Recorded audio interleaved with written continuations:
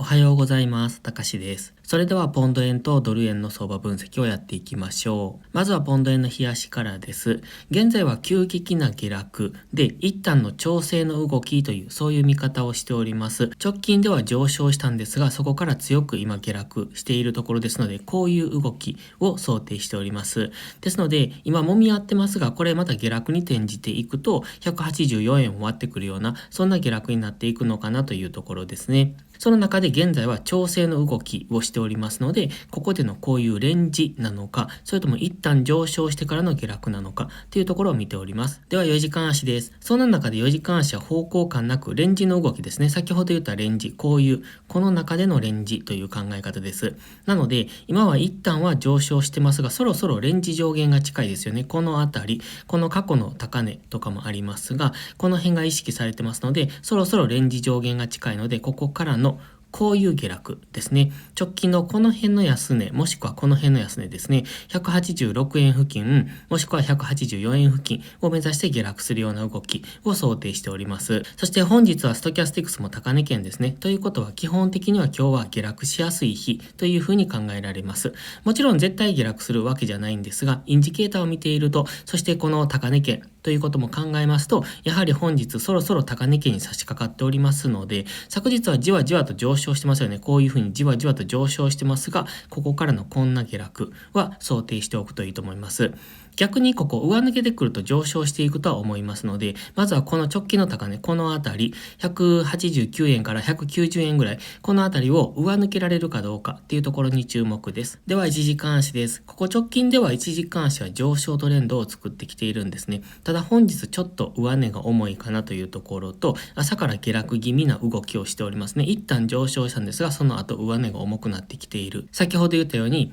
直近のこの高値、このあたりは意識されてくると思いますので、190円手前、189円から190円手前というところもだんだんと近づいてきてますので、やはり売り圧力は入りやすい。そして先ほど言ったように、そこを上抜けてくると上昇しやすくなりますが、基本的には今、上位足は下落トレンド中。ですので、上がったところから売っていくという考え方。そしてうまくいけば、先ほど言った184円ぐらいまでの下落に乗っていくことが可能ですが、まずは今この辺の安値が意識されてきますので、下落してきた場合は186円付近ですね。そのあたりでの一旦の下げ止まり、そこを下抜けてくるとさらに184円までの下落が考えられます。ではドル円を見ていきましょう。こちらも強い下落ですね。現在は急激に下落しているところです。ただここ2日間ほど見ておりますと、ちょっと下げ止まっている風な感じも見受けられますので、そろそろ一旦の上昇後の下落という、こういう動き方ですね。ポンド円もドル円もそうなんですが、現在は一度上昇方向への動きを回って、そこからの下落という戻り売りのポイントを探していくタイミングです。ドル円なんか特に冷やして急激に下落してきておりますので、GMMA ぐらいまで戻していくと考えると、GMMA がこんな感じで降りてきますので、結構上昇余地があると思うんです。ただ、基本的には上値が重いので、上昇方向を狙うんじゃなくって、上がったところからの戻り売りを仕掛けていく方がトレードはやりやすいと思います。では4時間足です。4時間足はここでのレンジですね。現在はこのレンジ。これはブログでも書いておりましたが、昨日はすごくこのレンジが綺麗に機能していましたので、かなりトレードがやりやすかったのかなと思います。4時間足では GMMA との接触待ちですね。一旦こういう動きを想定しておいてください。では1時間足です。先ほど言ったレンジがここですよね。こういうレンジを想定しておりました。ブログでもこれ書いておりますので、昨日のブログ見ておられる方は結構トレード簡単だったんじゃないかなと思います。この辺直近の安値が意識されてますので、そのあたりからの反発、そしてこのオレンジの水平線、ここも意識されているので、そこからの下落っていうところで、昨日なんかは朝一、このオレンジの水平線からの下落、